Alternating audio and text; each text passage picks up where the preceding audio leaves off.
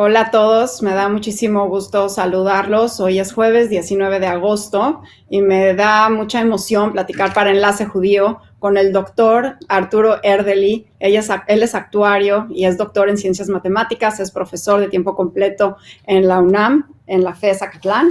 Y por supuesto a nuestro queridísimo el doctor Francisco Moreno Sánchez, infectólogo, nuestro guía de la pandemia y quien nos ha acompañado hola para arriba, hola para abajo, en las mesetas, en las mejores y en las no tan buenas, pero también en las buenas. Y Paco, me da gusto saludarte. Gracias, Carol. Y la verdad para mí es un gusto que esté Arturo. Yo alguna vez le comentaba a él que si no fuera por él no entenderíamos realmente lo que está pasando, porque realmente ha sido quien lleva la estadística, quien nos dice cómo van las cosas, ha sido un referente muy importante en esta pandemia. Interesante porque pues él es matemático, al fin y al cabo está en la ciencia, pero tomó un papel preponderante en cuanto a la información, porque pues si veamos algo carecido en esta pandemia ha sido de información. Así es que un gusto que estés con nosotros, Arturo, de veras es un honor y tenía muchas ganas que estuvieras aquí para que nos compartieras cómo ves la situación actual, sobre todo en este momento tan complicado. Así es, Arturo, eres nuestro invitado especial porque si algo tenemos que hacer ahora que estamos en este tsunami, yo creo que ya no es ola, es entender qué está pasando. Así que te doy la palabra.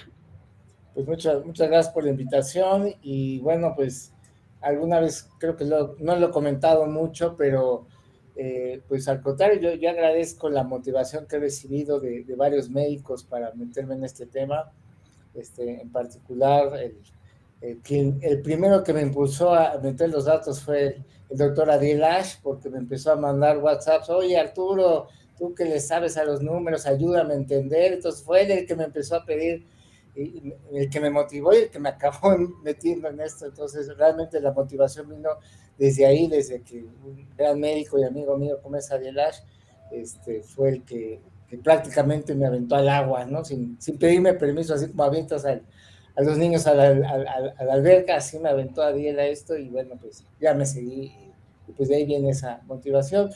Tuve alguna vez interés de analizar los datos, por ejemplo, de la epidemia de influenza, ¿no?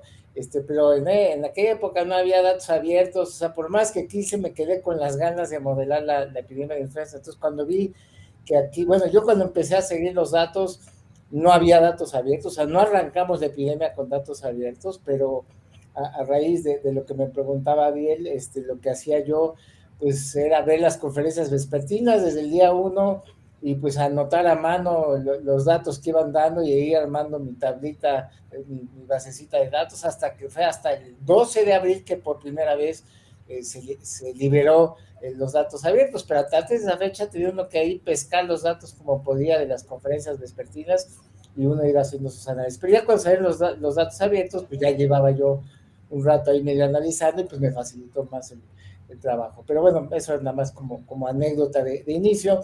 Pero para empezar, pues sí, creo que es importante tratar de ver en qué momento nos encontramos. Creo que es lo que todo el mundo se pregunta, hasta dónde más va a subir, porque estamos viviendo un momento muy intenso de contagios, ¿no? Ya varios días, digamos que traemos arriba de los 20,000, ¿no? De nuevos casos confirmados por día, excepto el fin de semana, que ya sabemos que bajan los reportes.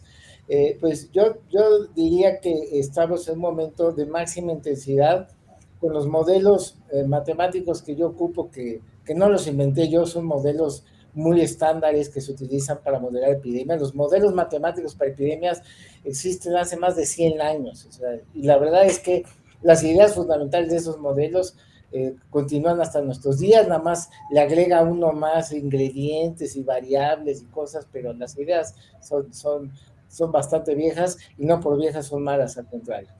Entonces, adaptando ese tipo de modelos, pues es como yo trato de seguir la tendencia, y con lo que tenemos hasta el momento, pues a mí me marca que estamos muy cerca de llegar a un pico de contagios en esta tercera ola, ¿no?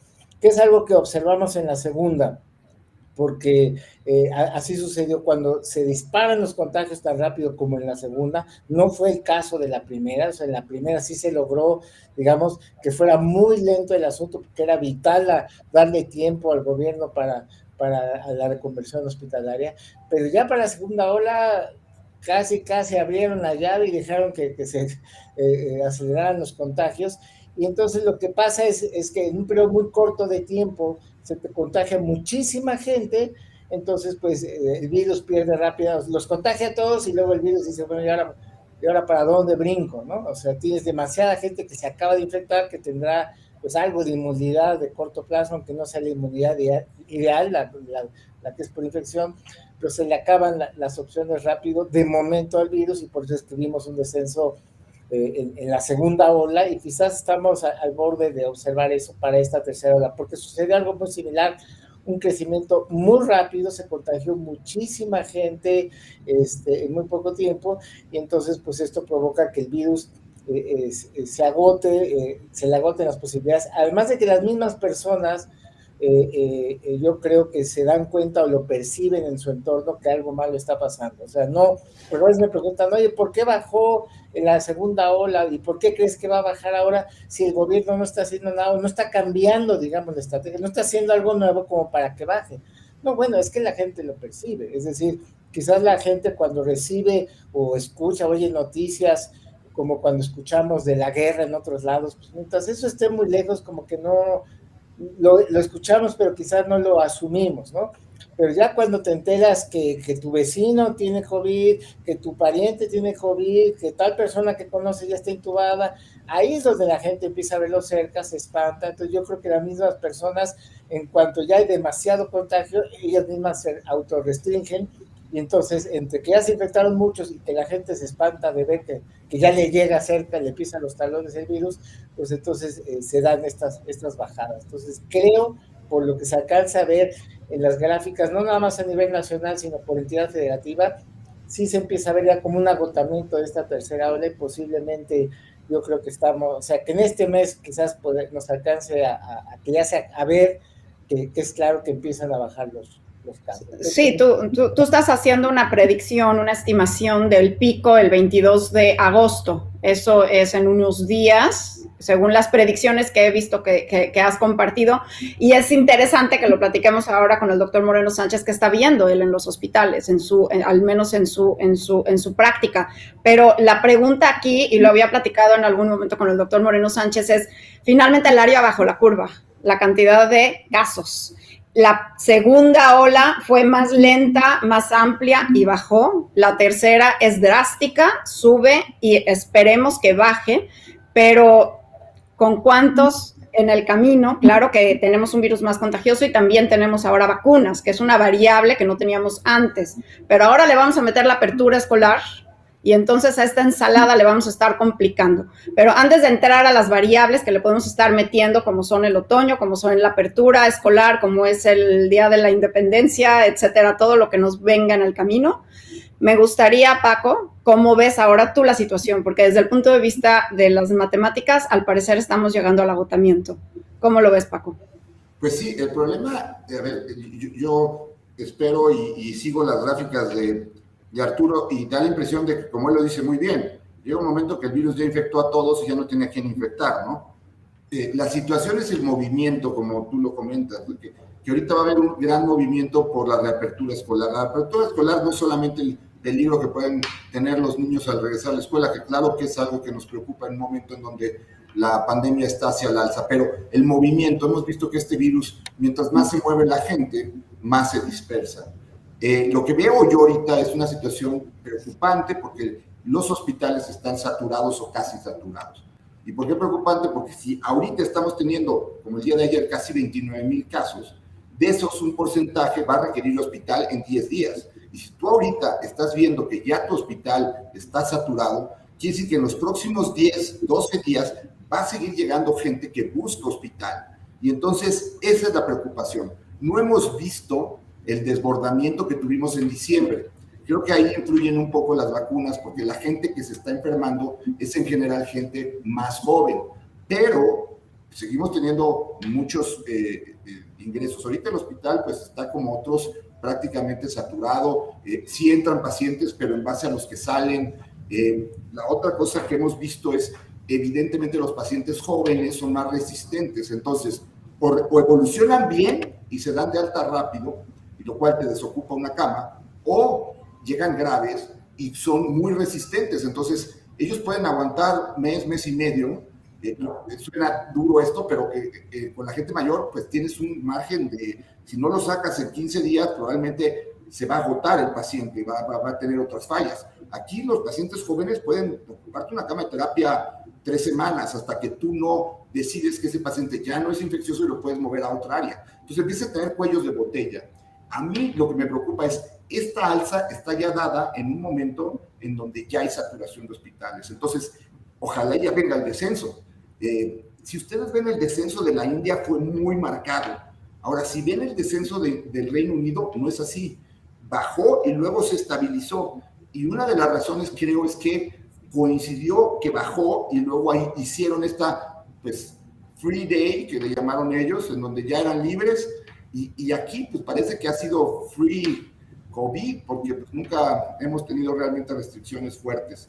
Y la otra cosa que he visto y que Arturo me ha ayudado mucho es que tiene una gráfica en donde ve el porcentaje de mortalidad de acuerdo a COVID, y ahí ves perfectamente bien cómo las vacunas inciden en que si tienes una población bien vacunada, cae, pero la siguiente población de 10 años menor que no ha llegado a ese momento, no cae, o sea, al contrario, sube, y hasta que no llegas a ese momento, cae. La curva, la gráfica que tiene Arturo es muy evidente, pero también está claro que de alguna manera esta variante es más agresiva. Infecta más, hay más jóvenes infectados, hay más niños sintomáticos. Entonces, eso me tiene a mí preocupado y creo que, pues, ojalá y Arturo tenga razón y empecemos a tener un descenso de casos, porque si no, vamos a empezar a tener ya varios días con hospitales saturados y con pacientes que están requiriendo hospital. Arturo, ¿por qué estás viendo entonces este agotamiento? O sea, mi pregunta es la siguiente. Estos datos que están saliendo, los 23,000 casos del día de hoy, los 28,000 del día de ayer, ¿de cuándo son? Tú hace rato hiciste una aclaración en la diferencia del fecha de inicio de síntomas contra la fecha de apertura de los datos. No es lo mismo. ¿De cuándo son esas curvas? Realmente, ¿qué tan atrasados estamos de la realidad? Pues son por lo menos dos semanas. De hecho, voy a comparte tus gráficas hermosísimas. Bueno, no son hermosas. No, son muy didácticas. Son muy didácticas, pero no son, o sea, entienden a lo que me refiero. Son medio... son muy útiles. Pero son muy útiles. Okay. No sé si ya se ve en pantalla. Esa gráfica es maravillosa, Arturo. Explícala porque es maravillosa. Sí, a esa es a la que me refería, Arturo, justamente. Ahí está.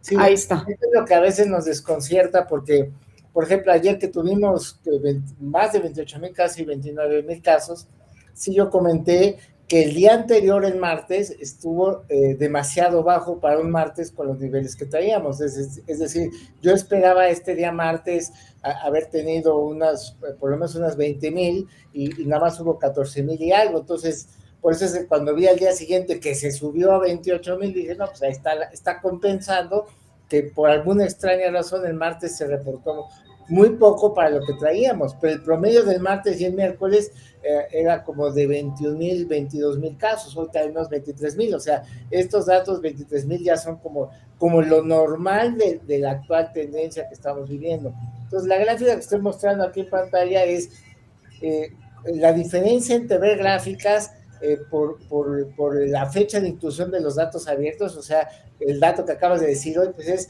o sea, no es que en las últimas 24 horas se hayan contagiado 23,000 personas, sino que se incluyeron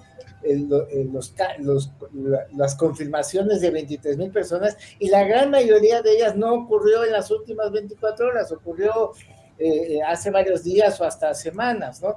Entonces, ir siguiendo la epidemia por los casos diarios que nos reporta, yo le llamo por fecha de reporte, pero es fecha de inclusión en los datos abiertos, pues es una manera de seguir el ritmo de la epidemia que no es la ideal, pero es muy sencilla, porque nada más tienes que ir observando día con día, pero puede ser engañosa.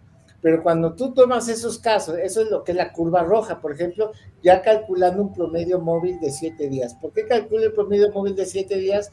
Para eliminar el efecto que yo le llamo de fin de semana, que sabemos que el fin de semana fluye menos información y parece como que se cae. Entonces hay gente que se burla y dice, ¿ay, a poco el virus descansa el fin de semana? No, por supuesto que no. Los que descansan son los capturistas, ¿no? Por eso es que baja los casos capturados. El virus sigue haciendo su chamba a la hora que le des oportunidad. Entonces, pero cuando tú calculas el promedio móvil de 7 días, pues de alguna manera estás eliminando ese efecto de fin de semana que yo le llamo. Entonces, la curva roja, pues es cómo va o cómo se ve la evolución de los casos positivos por día, así por fecha de difusión en los datos abiertos, que es lo que diarios nos dan, ¿no? Pero si tú analizas los datos abiertos de la Secretaría de Salud y reacomodas todos los casos por la fecha que está declarada como de inicio de síntomas, eso es algo un poco más apegado a la realidad. Eso es la curva azul. Entonces, de alguna manera, la curva roja, pues es una aproximación burda de la realidad, no está tampoco totalmente desconectada, pero busca como parecerse a la curva azul, que es la que es más apegada a la realidad. ¿Cuándo empezaron los síntomas? De hecho, nos gustaría saber exactamente cuándo se infectó la persona, pero eso está difícil saberlo. Si acaso sabemos lo que la persona refiere en su expediente clínico, que recuerda que empezó con los síntomas, ¿no? Lo malo de analizar los datos por fecha de inicio de síntomas es que hay que eliminar las últimas 2 semanas porque por el rezago de información, pues llega muy incompleto. Entonces tú me preguntabas, oye, pues ¿qué fotografía estamos viendo cuando vemos nada más los casos por día de reporte? Pues estamos viendo una foto atrasada por lo menos de 2 semanas atrás, que sentimos que va al día, pero no va al día, ¿no? Realmente busca reproducir la curva azul, pero justamente ocurre algo que comentaba yo en la mañana, ¿no? Que trataba yo de compartir en redes sociales, ¿no? Porque que generó mucha controversia lo que dijo el subsecretario López-Gatell el martes, que lo que dijo, que creo que hasta se malinterpretó, y no lo estoy defendiendo, no soy su fan, creo que eso es claro, ¿no? Pero sí creo que se malinterpretó algo que dijo, que parece que se interpretó como que dijo que ya están bajando los casos, y mucha gente dijo, pero ¿cómo que ya están bajando los casos? Si estamos viendo que los casos diarios están aumentando. No, lo que dijo es que como el análisis que hacen en la Secretaría de Salud lo hacen por fecha de inicio de síntomas, ¿no?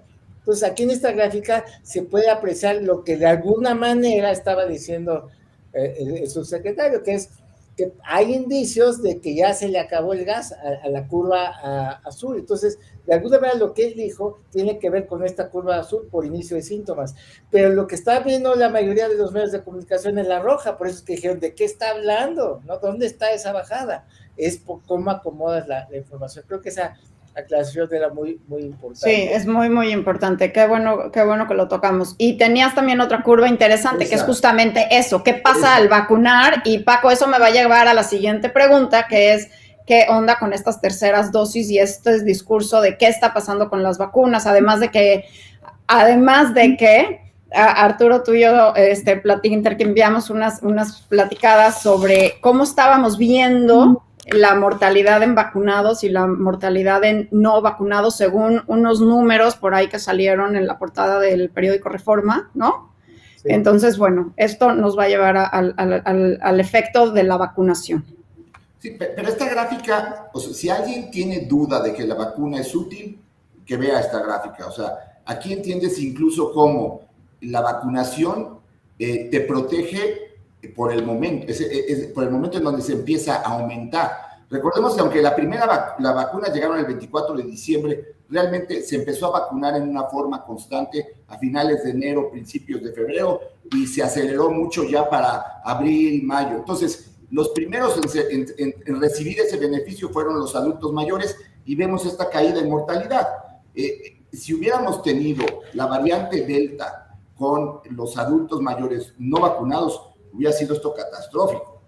Y luego ves cómo cada una de las curvas caen después de un tiempo. Ahora, lo que preocupa es que también esto te puede reflejar que la variante es más agresiva, porque si tú ves los casos de mortalidad en los de 18 y 29 años, se mantuvieron constantes hasta que llegó esta variante. Entonces, no está demostrado científicamente que esta variante sea más agresiva todavía, pero esto te hace pensar que lo es, porque sí ves un incremento en la mortalidad.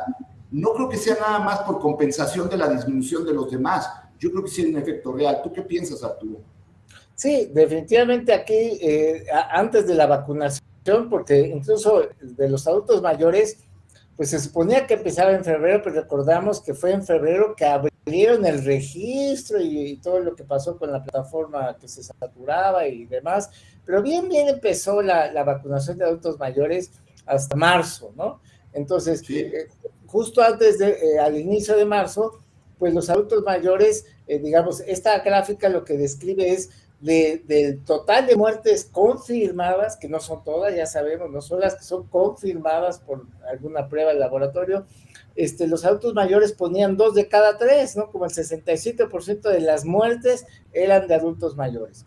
Empieza la vacunación y efectivamente esta caída que se observa a partir del 1 de marzo es justamente el beneficio de la vacunación, o sea, dejaron de poner tantas muertes y bajaron hasta como 40% y ahí se mantuvo, digamos, ¿no? Digo, seguían poniendo la mayor parte de las muertes, pero ya no tanto, como 2 de cada 3. Pero justamente a partir de julio, otra vez se empieza a repuntar. ¿Qué pasa ahí? Creo que fue hace como una semana y media, porque no tenemos datos abiertos de vacunación, desafortunadamente, pero dijo el subsecretario en un video que grabó para redes sociales que 70% de los adultos mayores en México ya estaban vacunados, ¿no? Entonces, eso fue lo que dijo. Entonces, quiere decir que hay un 30% de adultos mayores que no lo están. ¿Por qué razón? Pues porque no quisieron, dice el gobierno, o quizás porque no los encontraron, o porque no se enteraron cuándo iban a vacunar con esto de que es itinerante, y entonces, si no te enteraste, sobre se te pasó tu semana.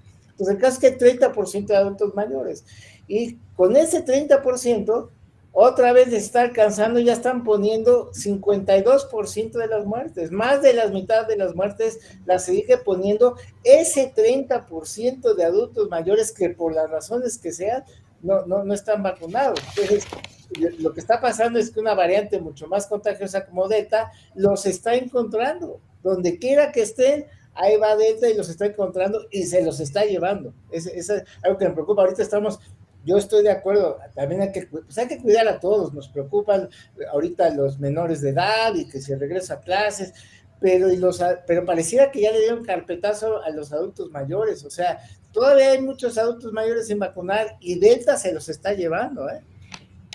Y Arturo, una duda. ¿Tú estás haciendo una estimación de que el 71% de los mexicanos ya estuvo en contacto con el virus? ¿Tiene una inmunidad?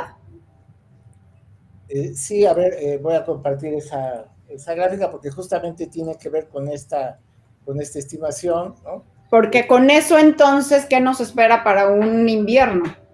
De hecho, tú lo dijiste perfecto, se ve que eres mujer de ciencia y que entiendes esto cuando hablabas del área bajo la curva, es decir, me voy a esta proyección que hay que dejar en claro, o sea, esta proyección de hecho yo creo que lo voy a aclarar, ser más claro en esto, es una proyección optimista, ¿eh?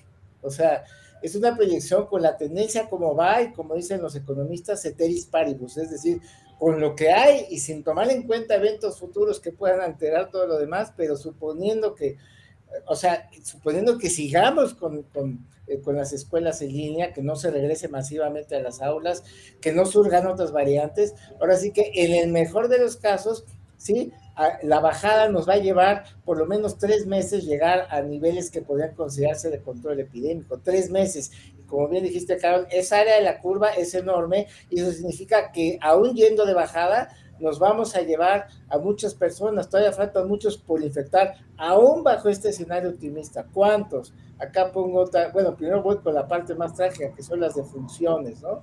Las defunciones, pues yo estimo ahorita con este modelo que el exceso de mortalidad total acumulado, pues ya anda muy cerca de las 550,000 mexicanos que han perdido la vida por consecuencia directa o indirecta de esta epidemia. O sea, ahí incluyo hasta personas que sin enfermarse de COVID no tuvieron atención adecuada de un cáncer o de un infarto y también pues, son víctimas de esta situación, ¿no? Entonces, la actual tendencia, en un caso optimista, todavía da para que unas 55,000 personas más se mueran de aquí a fin de año. Insisto, escenario optimista, o sea, es esa bajada que decías, Carol, sí, pero el área bajó la curva y de bajada nos vamos a llevar a varios, sí, nos podemos llevar a otros 55,000 de aquí a fin de año. Y en cuanto a más contagios, pues sí, yo estimo que ya el 71% de la población tuvo contacto directo con el virus, obviamente en la mayoría de los casos de forma asintomática o muy leve, ni cuenta se dieron, ¿no? Pero al ritmo que vamos, otros 23 millones de personas pudieran de aquí a fin de año, insisto, escenario optimista, tener contacto directo con el virus, o sea, vamos a llegar a algo ya casi al 90% de la población que haya tenido contacto con el virus, insisto, de forma, en la mayoría de los casos, asintomática o leve, con todo lo que eso puede implicar. Arturo, hablemos entonces ya no de las hipótesis y de los modelos, porque sabemos y lo saben los matemáticos y también los economistas que los modelos en general cuando se ajustan es porque ven al pasado y no al futuro, desgraciadamente, porque me gusta tu optimismo, pero ¿qué va a pasar con la apertura escolar? Sabemos que, por ejemplo, se sabe que tener una apertura, se sabe que las escuelas son entornos seguros si se siguen los protocolos adecuados, lo han demostrado escuelas en todo el mundo. También sabemos que estos protocolos se siguen y de todas formas van a llegar personas positivas al colegio, pero la forma en el colegio que tenga un entorno que no propicie brotes es con estos protocolos claros de ventilación, de cubrebocas, todo lo que hemos platicado. Sin embargo, cuando el entorno tiene el nivel de propagación que estamos viendo de casi 98 personas por cada 100,000 en un móvil de 7 días de promedio positivas, eso es una transmisión alta, comunitaria alta, con un 40% positividad. Eso estamos hablando de que estamos, como sabemos, en todo lo que da en esta ola. ¿Qué va a pasar? ¿Cómo los colegios pueden hacer para no ser entornos de contagio y complicar más todo esto que además viene el 15 de septiembre, que además viene inicio del frío, del otoño y pues esperemos no tener más variantes, obviamente. Pero... Sí, bueno, yo creo que ya tenemos un referente inmediato. Quizás recuerden que a finales de mayo igual el gobierno dijo que pasando las elecciones del 6 de junio, los niños regresaban a la escuela.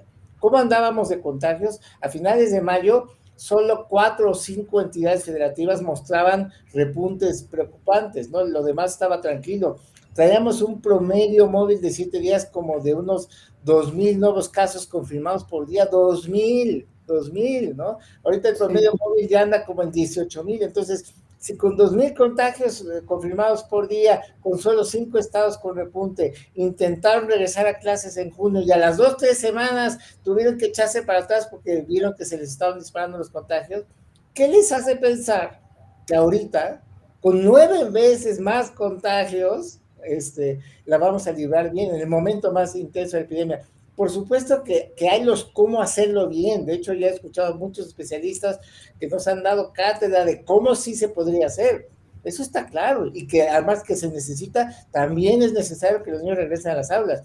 Pero yo no veo que el gobierno haya hecho lo que tenía que hacer para que eso se pueda hacer de forma segura. Es que la pregunta es el cuándo, ¿no? La pregunta es el cuándo hacerlo. No hay duda de que hay que regresar a las aulas, pero Paco, ¿qué les dirías a los papás? Porque estamos a días de regresar a las aulas, incluyendo mis hijos, y todos quieren regresar a la escuela. Obviamente todos quieren regresar a la escuela. ¿Cómo hacerlo, Arturo? Estamos a todo lo que da. Paco, ¿qué les dices a los padres, a los niños? Bueno, yo creo que esta sigue siendo una situación opcional. Creo que el problema que tenemos aquí también es un bajo nivel de vacunación, sobre todo en adolescentes. Y la situación aquí es, si tienes que llevar a tus hijos a la escuela porque pues, es necesario por tu trabajo y todo, entrena a tus hijos a que se sepan cuidar. Es decir, es muy importante que los padres de familia tomen un papel proactivo en eso que no han aprendido acerca de cómo yo me cuido, lo tienen que ellos transmitir a sus hijos.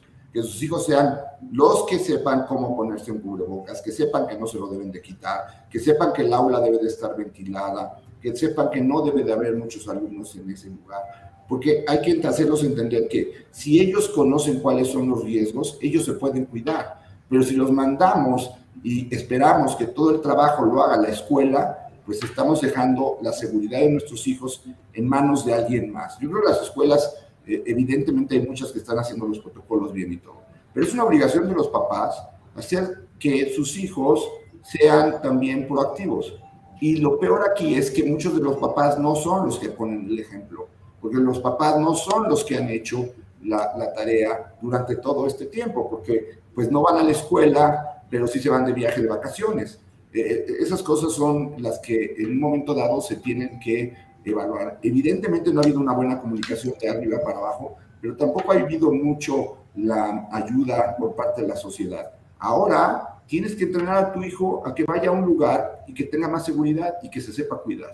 Y que sepa que diciéndole a sus compañeros cómo se cuiden, también él se va a cuidar. Entonces, creo que estas semanas que vienen son obligación de los papás de saber perfectamente bien cuál es la forma de transmisión del virus y que eso se lo transmitan de una forma entendible a sus hijos. ¿Para qué? Para que si van a regresar a la escuela estén lo más seguro posible.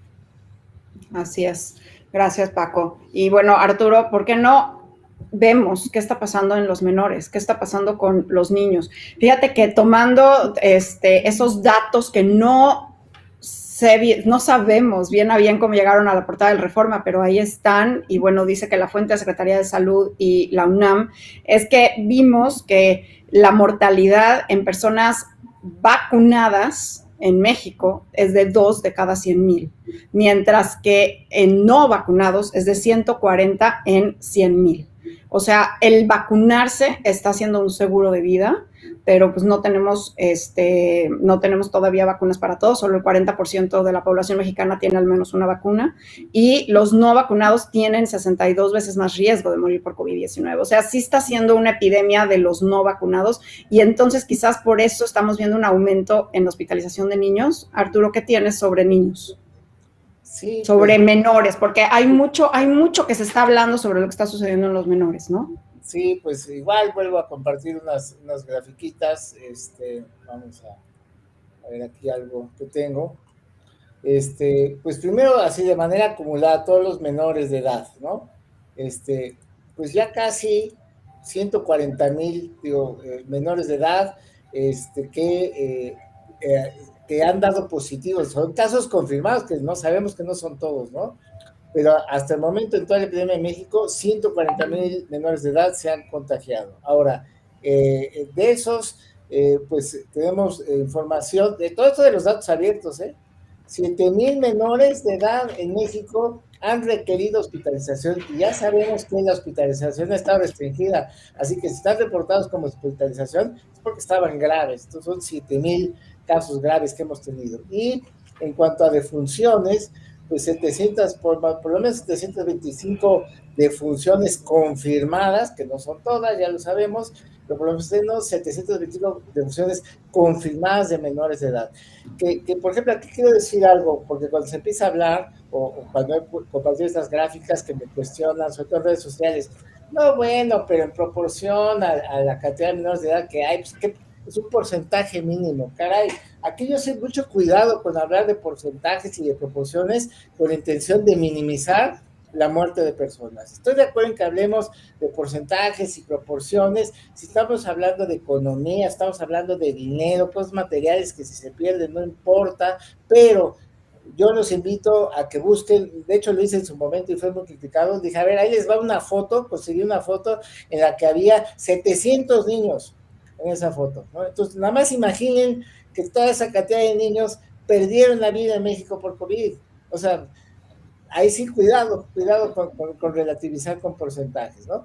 Pero bueno, a veces hay que hacerlo. Ahora, también lo he analizado por subgrupos de edad en los menores de edad, ¿no? Consideré menores de 6 años, grupo de 6 a 11 años y de 12 a 17, ¿no? Y lo que podemos ver aquí es muy impresionante, porque vemos que en estos 3 subgrupos de edad han superado por mucho el segundo pico, ¿no? A diferencia de los otros grupos de edad, ha sido lo peor para los menores de edad esta tercera ola. ¿Por qué? Porque veamos, por ejemplo, la de los menores de 5 años, han dado un nivel de 200 casos por día, ¿no? Cuando en el peor momento de la segunda ola andaban como en 50, o sea, cuadruplicaron su nivel de contagios de la segunda ola. Los de 6 a 11 triplicaron su peor momento de la segunda ola en este momento y todavía no acaba, ¿no? Y los de adolescentes de 12 a 17, pues poco más del doble de casos que tuvieron en el peor momento de la segunda ola. Entonces, de toda la epidemia, están viviendo su peor momento los menores de edad, ¿no? Y las hospitalizaciones, pues sí, ok, es cierto que no se ponen tan graves como gente más adulta, estoy de acuerdo, ¿sí? Pero de todas maneras se está viendo que están aumentando los casos diarios de hospitalizaciones, especialmente en los menores de 6 años y en los adolescentes de 12 a 17. También están viviendo su peor momento de toda la epidemia, guardando la proporción de que no se hospitalizan tanto, pero se están hospitalizando y está creciendo. Entonces, ese es el panorama con los menores de edad. Me preocupa que estemos viendo este repunte tan fuerte de menores de edad sin clases presenciales. Digo, o sea, yo sé que todo el mundo tiene que poner su parte, pero conozco a mi país, conozco a mi gente, yo no tengo claro que la gran mayoría de las escuelas públicas estén preparadas para no empeorar lo que estoy viendo ahorita en pantalla. Paco, ¿tú cómo lo estás viendo? Mira, esta gráfica preocupa por lo siguiente. Evidentemente esto te refleja que la variante Delta está teniendo una mayor, al menos, infectividad en los niños y en los adolescentes. Y el otro punto que es muy importante, porque si tú tienes un aumento en la hospitalización de este grupo de edad, si estamos deficientes en terapias intensivas y en medicina crítica de adultos, en niños, ¿para qué te cuento? Hay escasos hospitales que puedes contar con los dedos que pueden rescatar a niños que requieren terapia intensiva. Entonces, no necesitas tener un gran número de gente hospitalizada, de niños hospitalizados, para que empecemos a tener problemas de que pase lo mismo que con los adultos, que puedes lograr encontrar una cama, pero pues eso no garantiza que el niño pueda recibir la atención adecuada. Intensivistas pediátricos son contados con los dedos. Lugares como el Instituto Nacional de Pediatría, el Federico Gómez y algunos hospitales, incluso los hospitales grandes privados, pues tienen áreas de pediátricas bastante pequeñas. Entonces, la verdad es que a mí esto del aumento me preocupa y volvemos al punto de por qué abrir las escuelas en el peor momento de la pandemia, ¿no? En el momento en donde tenemos el mayor número de casos. Espérate 2 semanas, 3 semanas, un mes. O sea, ya te esperaste un ciclo escolar. ¿Por qué no te puedes esperar un mes a ver que la cuestión esté mejor?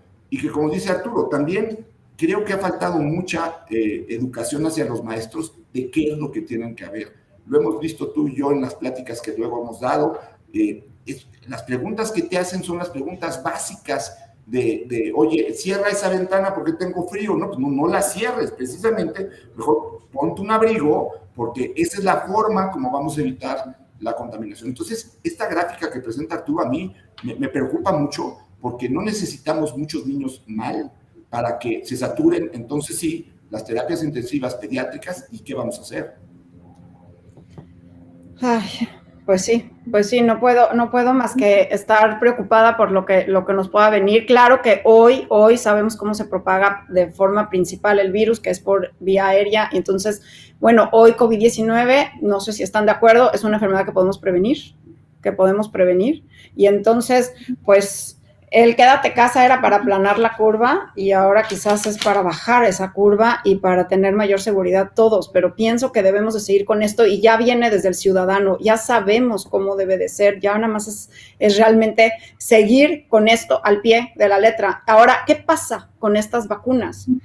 Y hablaste de los maestros, Paco, y muchos de los maestros cuando hemos hecho webinars, como dices, preguntan ¿qué pasa con CanSino? ¿Qué pasa con las vacunas? ¿Por qué todavía sí estamos viendo y volteamos a ver otros países y otros países están ya poniendo terceras dosis de vacunas a personas inmunocomprometidas? Pero ahora la Casa Blanca incluso hace 2 días dijo, ayer más bien dijo que el 20 de septiembre abrirá la vacunación después de 8 meses con Pfizer y con Moderna. Israel está poniendo sus terceras dosis a mayores de 40 años, no nada más inmunocomprometidos. Aquí en México no estamos hablando, incluso a pesar de que CanSino ya dijo se requiere una segunda dosis de CanSino.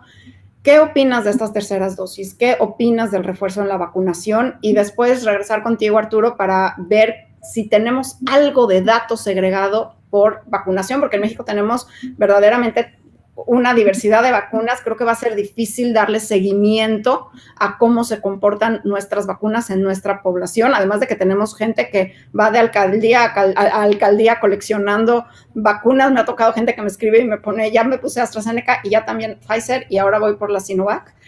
Entonces, ¿Qué con Mira, esas dosis? yo te diría lo siguiente, esto también habla del desfase que hay en el mundo, ¿no? Sabemos que Israel empezó a vacunar, lo comentaba Arturo, nosotros en marzo, ellos en diciembre empezó a vacunar a su población mayor, ¿no? Entonces, traemos un desfase de 3, 4 meses. Ellos están teniendo que tomar decisiones que probablemente nosotros no tenemos que tomar en este momento. Ahora, mi preocupación con la tercera dosis es, si nosotros vemos la efectividad, por ejemplo, de Pfizer, Moderna, pues está alrededor del 88, no es del 95 como la variante anterior, está alrededor del 88. ¿Qué tanto vas a lograr aumentar eso con una tercera dosis? Porque no es el mismo virus. El virus para el que se creó esa vacuna ya no existe. Ese virus ya se eliminó. Entonces es como, a mí a veces me da la impresión de que, bueno, este año no va a haber vacuna de influenza. Entonces te voy a poner 2 dosis de la del año pasado para ver si con estas 2 dosis tienes suficiente inmunidad, porque pues todavía no tengo una vacuna para variantes. La realidad es que ha sido muy criticado en la Casa Blanca por el hecho de haber abierto esto. Creo que los inmunosuprimidos es diferente, porque ahí buscas el booster de la inmunidad. CanSino para mí sigue siendo una vergüenza, y no me voy a cansar de decirlo, porque ellos dicen ahora se necesita una segunda dosis cuando ni siquiera nos han enseñado el estudio de la primera dosis, ¿no? Entonces, ¿cómo se atreven a decir ahora sí sabemos que vamos a entrar a una segunda dosis? Y ya vimos que Sinovac, pues el mismo China dijo que va a poner un refuerzo de una nueva vacuna que ellos están creando de RNA, porque Sinovac no ha sido una vacuna con la expectativa que tienen. El problema que vamos a tener es que, pues sí, como hay muchas vacunas, afortunadamente para vacunar a mucha gente, pues vamos a tener diferente eficacia a través del tiempo. Pero yo creo que ahorita lo que tenemos que hacer es que se vacune la mayor cantidad de gente, no que tú te vacunes bien. Que la gente tiene que entender que puedes tener 5 vacunas, pero si hay 10 personas que no tienen vacuna porque tú te pusiste 5, esas 10 pueden generar una variante que haga que tus 5 vacunas no sirvan en lo absoluto. Entonces, primero tratar de vacunar a la mayor parte de la gente y después empezar con estas situaciones de la tercera dosis, que insisto, me llama mucho la atención porque es una variante que no está, es una variante que ya desapareció. Yo creo que eso nos lo vamos a empezar a ver pronto con vacunas nuevas que tengan esa posibilidad de pues poder saber qué tanta cobertura tienen contra las nuevas variantes que tenemos. Yo veo un poco las terceras dosis, Paco, no sé si coincidas conmigo, como que estamos en una tormenta, hay mucha lluvia, ahora Delta es una tormenta y ya tenemos el paraguas, que son estas vacunas. Pero bueno, nos estamos mojando un poco y entonces esa tercera dosis es como poner un impermeable. Pero cuando todavía hay mucha gente que no tiene ni siquiera ese paraguas, o sea, el paraguas sí nos está protegiendo porque lo estamos viendo, Arturo, estamos viendo realmente que las vacunas sí nos están siendo un seguro de vida, nos están dejando fuera de los hospitales y nos están haciendo que no tengamos muertes por COVID-19. ¿Qué estás viendo con las vacunas? Pues yo más bien lo que veo es lo lento, digamos, no hay duda de que funcionan, pero creo que el gobierno, al hacer bajo el argumento legaloide de que no han autorizado que en México se apliquen a menores de edad las vacunas, hacen sus cuentas de avance en la vacunación nada más sobre los mayores de edad, ¿no? Como si los menores de edad no existieran. O sea, somos una población de 126 millones de mexicanos que requerimos estar adecuadamente protegidos, y aunque mandemos a los menores de edad hasta el final de la cola de la vacunación, eventualmente van a tener que ser vacunados y eventualmente se van a hacer las aprobaciones que se tengan que hacer para que cada vez niños más pequeños puedan tener acceso a la vacuna. Eso se va a dar, pero yo creo que el cálculo se debe de hacer sobre la población total, porque ese es el objetivo final, que el 100% de la población mexicana o algo muy cercano a eso estén con esquema completo de vacunación. ¿Cómo vamos al día de hoy? Pues no llegamos ni a 24% de la población que tiene esquema completo de vacunación. Es decir, estamos hablando de que casi 71 millones de mexicanos no han recibido ni una sola dosis, ni una sola dosis. En una conferencia que di hace poco, que también me preguntaban de esto, de las terceras dosis, les digan, a ver, o sea, en un país de 126 millones, que hay casi 71 millones que no han recibido una dosis, Digo, ¿quién se atreve a querer una tercera dosis? Los que ya estén con esquema completo, qué bueno que ya lo están, pero no le roben a un mexicano por lo menos tener una dosis. Hay 71 millones de mexicanos que no han recibido una sola dosis a estas alturas. Nos agarró muy mal parados esta variante cuando inició este repunte. Era algo así como 15% de la población que tenía esquema completo. Por eso es que la vacunación no alcanzó a detener este repunte tan severo, ¿no? Y aún así, al ritmo que va con el plan de vacunación que trae el gobierno, pues no se ve que vayan a lograr esto este año. O sea, por lo menos ni siquiera la cobertura completa. El presidente se comprometió a que a finales de octubre estarán vacunados, que tendrán por lo menos una dosis, que eso no estar vacunado, tendrán por lo menos una dosis todos los mayores de edad de este país. Bueno, eso no resuelve el problema, no nos blinda contra una cuarta ola, ¿no?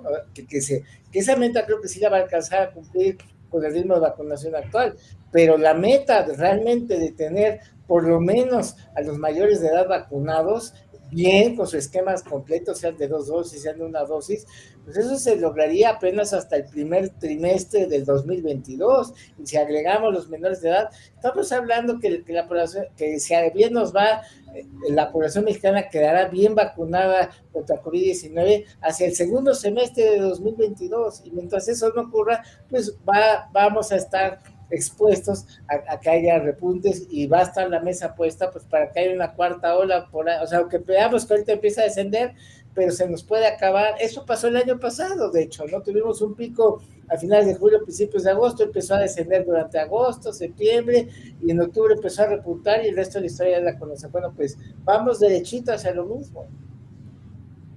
Y con otro punto también importante, Arturo, somos el país con el primer lugar de obesidad infantil y hemos visto que obesidad y COVID es una muy mala combinación. Hemos visto entonces un incremento ahora específicamente del grupo de edad que ya se está vacunando en los Estados Unidos y en Europa, y aquí estamos muy atrás de poder vacunar ese grupo que tiene unas características especiales: más obesidad, más movilidad, porque son adolescentes, más difícil control, y pues estamos viendo que el número de hospitalizaciones está aumentando. Entonces, yo creo que aquí es otra vez el mensaje a que, por favor, abran la vacuna, a que todos podamos colaborar y que no haya 20 millones de vacunas guardadas en un lugar o 19 perdidas en algún centro, porque se ha tratado de hacer tan estricta la vacunación centralizada que esto, pues, esta es la consecuencia. Si tuviéramos ahorita un grupo de adolescentes vacunados, podríamos estar regresando a la escuela con mucho más seguridad. Estoy de acuerdo en el daño emocional a los niños, pero bueno, el daño que puedes tener con un brote, con gente que está con una variante más complicada, es peligroso. Yo creo que nos ayudan mucho a entender por qué muchos estamos preocupados de esta situación. La verdad es que creo que tenemos que ser conscientes que hay que cuidarnos y enseñar a cuidar a nuestros hijos. Es decir, nuestros hijos ahora tienen que aprenderse a cuidar. Nosotros los hemos cuidado metiéndolos en burbuja. Ya no van a estar en una burbuja. Entienden cómo pueden estar protegidos fuera de la burbuja. Bueno, y Paco, Arturo, yo me pregunto si realmente nos sabemos cuidar, porque si todos nos supiéramos realmente cuidar, no habría ola de contagios. Entonces, bueno, hacer una reflexión sobre qué es cuidarnos, ¿no? Yo me cuido, ¿no? Todos nos estamos cuidando, pero algo no estamos haciendo bien. Me encantaría ir cerrando porque ya vamos sobre 50 minutos, pero ha sido una charla realmente enriquecedora, tan importante, que va, yo creo que esclarecer muchas dudas. Y pues no sé si, bueno, y todavía más las secuelas que no hemos visto, más allá de todo este panorama tan difícil que estamos viviendo. Pero bueno, me encantaría, Arturo, Paco, si quieren hacer algún comentario de cierre, algún mensaje, algo que no hayamos platicado. Pues yo diría que la información ahí está respecto a cómo cuidarnos. Creo que han hecho una labor extraordinaria gente como Paco, como tú, y como muchos otros profesionales en estas áreas o relacionados con estas áreas, en dar los mensajes de los riesgos que corremos, de cómo debemos de cuidarnos, de que el uso de cubrebocas sigue siendo una herramienta muy poderosa para cuidarnos, para autoprotegernos, y que es una herramienta que está accesible. Obviamente hay otras, como el uso de medidores de dióxido de carbono, purificadores de aire. Eso ya empieza a ser un poco más difícil porque requiere de recursos y de más información. Pero el uso de cubrebocas, creo que ese es accesible, es claro desde hace mucho tiempo, y seguimos viendo que no es de uso generalizado. Desde el gobierno no ponen el ejemplo, aunque no lo necesitaran ellos, pero, o sea, ayudaría tanto, por ejemplo, que el presidente de la República se pusiera cubrebocas, nada más por darle un mensaje a quienes lo siguen y todavía lo quieren, pues le harían caso si él dijera, bastaría que él dijera, pónganse cubrebocas, y todos sus seguidores se lo pondrían. Entonces, tenemos que seguir insistiendo en este mensaje, poner el ejemplo, también desde los medios de comunicación. De repente me han invitado a medios de comunicación, oye, que te queremos entrevistar, pero queremos que sea en vivo, quiero que vengas a cabina. Les digo, ¿sabes qué? Pues no hemos entendido, no voy a ir a tu cabina, o sea, aquí por Zoom o como quieras, pero no voy a ir a poner el mal ejemplo de hablar de cómo hay que cuidarse y yo me voy a encerrar a un lugar contigo en una cabina. Pero esas incongruencias se dan, lo decía Paco, ¿no? Sí, los papás preocupados por sus hijos, pero ahí andan de vacaciones, ahí andan por todos lados. O sea, sí tenemos una corresponsabilidad, todos, sociedad, medios de comunicación, amigos del gobierno, críticos del gobierno, todos tenemos que poner el ejemplo y usar un cubrebocas. El cubrebocas es la medida de todas las medidas que tenemos, cerrar escuelas, cerrar la de menos costo y la de mayor beneficio. No sé por qué se ha hecho tan polémico algo tan sencillo, ¿no? Y bueno, abrir ventanas, que eso es tan barato también de hacer. Que además, Paco. Bueno, déjame nada más. Di, Arturo, Arturo, ¿qué decías? Nada más como comentario personal, yo por un problema de salud que tuve hace unos años, quedé muy vulnerable a enfermedades respiratorias desde antes de la epidemia. O sea, me daba unas 3 gripas al año, 2 infecciones fuertes de la garganta, o sea, yo clientazo. Te puedo recomendar un infectólogo. Pero bueno, lo que noté ahora es que yo sí me tomé mi encierro muy en serio, y no me he enfermado de nada en año y medio. Mira que de repente no duermo bien por andar haciendo gráficas y demás, y no me he enfermado de nada. Entonces, lo que he aprendido es que aún sin epidemia, yo creo que voy a seguir usando cubrebocas una larga temporada. Yo también. Paco. Pues yo creo que el mensaje está claro. No estamos en un momento como para estar tranquilos y libres. Es un momento de cuidarnos, es un momento de hacer que nuestros hijos aprendan cómo cuidarse, porque pues es nuestra responsabilidad. No solamente ha sido como una situación de esconderlos del virus, ahora tenemos que enseñarlos a enfrentarlos. Yo insisto, este es el futuro del mundo, y los niños lo único que han aprendido de ahorita es esconderse del virus. Eventualmente se van a tener que enfrentar, no en la situación en la que estamos viviendo ahorita, pero pon el ejemplo, haz tú las medidas de prevención adecuadas y que tus hijos las sigan. Yo creo que es un mensaje importante, y pues aprovecho para agradecerles el apoyo y la ayuda, porque pues entendiendo las gráficas de Arturo, puedes tú más o menos darte una idea de lo que viene, ¿no? Ojalá y mensaje optimista de estas gráficas pues suceda, porque pues ya lo que menos queremos los trabajadores de la salud es seguir con este ritmo de desgaste emocional y físico tan tremendo que llevamos. Pues gracias a ambos. Sigan a Arturo en las redes sociales, en Twitter. Sube unas gráficas que dicen más que 100 palabras. Y bueno, por supuesto a Paco, al doctor Francisco Moreno Sánchez. Y pues gracias a ambos por analizar juntos en esta hora un poco de esto que estamos viviendo, tan complejo, tan difícil. Espero que salga mejor de lo que predecimos y que sea con éxito, porque al parecer sí viene la entrada presencial, pero creo que está en todos, así como cargamos piedras para levantar escombros, entre todos, abrir ventanas, ponernos cubrebocas y bajar esa curva entre todos. porque ahora sí, pues no hay nadie más que nos esté realmente guiando, queda en nosotros y ya aprendimos a hacerlo, llevamos 1 año y medio tratando de enseñar, tratando de aprender y creo que tenemos la evidencia de que si lo hacemos bien, funciona. Así que gracias a ambos, excelente tarde a todos. Gracias. A cuidarnos este fin de semana. A cuidarnos.